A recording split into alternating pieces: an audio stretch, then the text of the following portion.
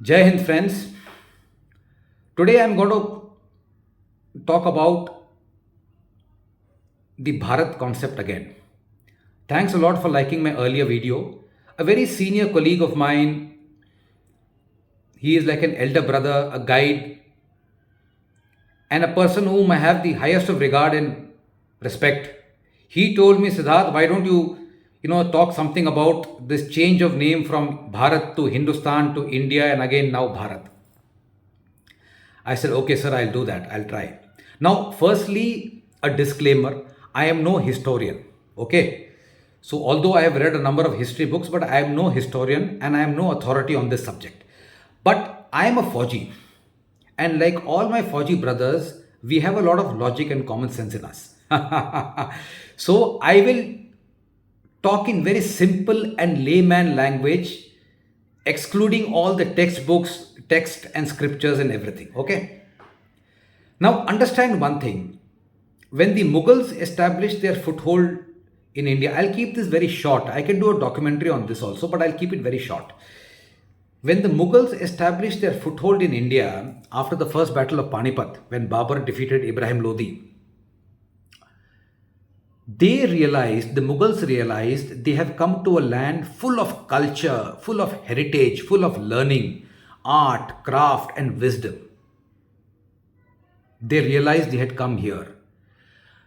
But Babur had established a foothold in North India after the first battle of Panipat. So, how could he impose, firstly, imbibe the culture because they had come here for good. They wanted to stay put here, not to just come, loot, and go back. So, how to imbibe this culture and subjugate the people as also to put their stamp. So what the Mughals basically did, they had a very innovative way. You can think about this. What I'm talking to you about now. What they did was they imbibed the rich culture but put their stamp on it. That is why you have the Persian sort of influence. You have the Urdu influence. That's why you have the Mughaliya influence in food, in art and craft. Because what they did was they realized India was a land full of heart, culture, heritage. They imbibed it but then put their stamp. That is how they told everybody that they are the rulers of our country. Okay. So, okay, I'll ask you a simple question. Tell me what is common in these names: Turkmenistan, Tajikistan, Uzbekistan, Kyrgyzstan, Kazakhstan, Pakistan, Hindustan. Have you guys ever realized this? Given a thought about it? The one small word which is common in this is Than. It basically means a land, a place, a country, whatever. So, just like the Mughals imbibed our culture and put their stamp of authority on it, similarly, they changed the name from Bharat to Hindustan, saying it is their land. They realized it is a country of Hindus, but they wanted to put their stamp on it, calling it Hindustan. Because before the Mughals came, make no mistake, our country was called only Bharat and by no other name. So the Mughals came and they did this change and they called it Hindustan. And then the Mughals were there and till Aurangzeb and after that also. And then after that the Britishers came. Now likewise the Britishers realized they have landed on a gold mine. Okay. And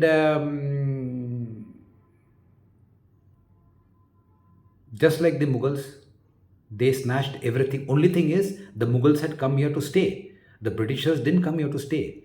They looted our country and took back all the riches to England. And that is how today's Great Britain is made out of the spoils taken out from India. Those rascals, they are rich because of India today. Simple as that. Now, what they did, they also realized that this is a land full of culture, heritage, learning, art, craft, everything. Okay. What they did was, see, our oldest civilization was Harappan civilization. Okay. Harappa is a place which is now in Pakistan. That time it was undivided India. Undivided Bharat rather. See, even I am calling it India now. So they changed the name from Hindustan to India, and they changed the ancient civilization and called it the Indic civilization. That is how the word India came about. Okay. And then we had a freedom struggle, and India became independent in 1947. And the word India has carried on because the biggest gift which the Britishers could give to this country, as per them, is their language. That is English language. I am speaking to you in English. They said we are the ones who educated the Indians. It's all bullcrap. We were far superior in education and in learning than any other country or people in this planet. But then we were subjugated by the Britishers. So that is how we had to sort of accept their language, and which has continued even today. Even today, in all the government offices and documentation and everything is done in English. Although there is a trend now to change it to Hindi, but still majority of work is still done in English. Not only in government offices, even in corporate तो पूरा English ही चलता है. So they changed the name from Hindustan to India. Okay, and that is how it is continued till today. And now gradually, with this BJP government, they are gradually, which is a very good thing, they are gradually trying to bring back the word Bharat. Because you see, understand one thing, our countries, it was always Bharat. It has just been changed from Bharat to Hindustan to India. That's about it.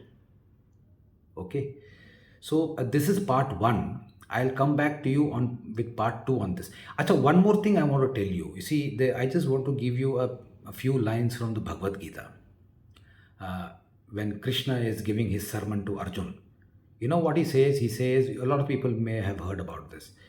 Yada yada hi dharmasya glanir bhavati bharatah abhyuthanam adharmasya tadatmanam shrijamyaham pavitranaya sadhunam vinashayaka dushkritam dharma sansthapanataya sambhavami yuge yuge.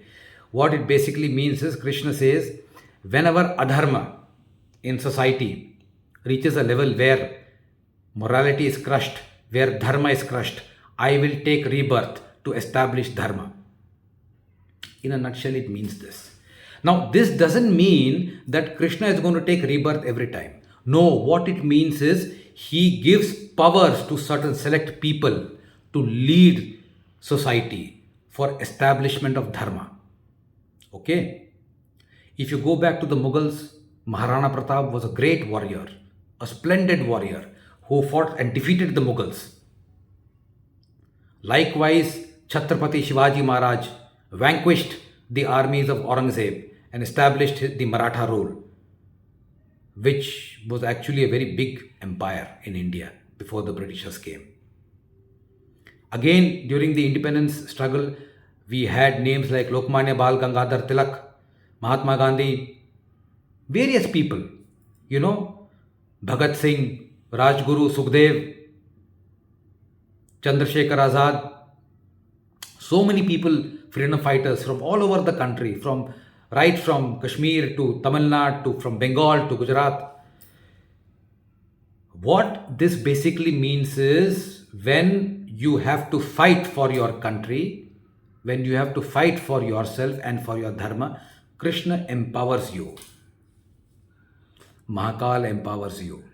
He empowers people who have reached a level to accept the consciousness of Mahakal and Krishna.